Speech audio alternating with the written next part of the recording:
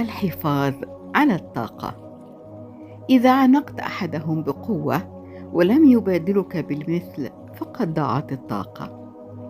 إذا قلت لأحدهم أنك تشتاق إليه ولم يقل لك أنه أيضا يشتاق إليك فقد ضاعت الطاقة.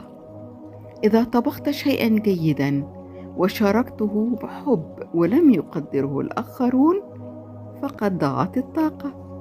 إذا أردت أن تعبر عن شيء لطيف بمحبة ولم يفهمه الآخرون فقد ضاعت الطاقة.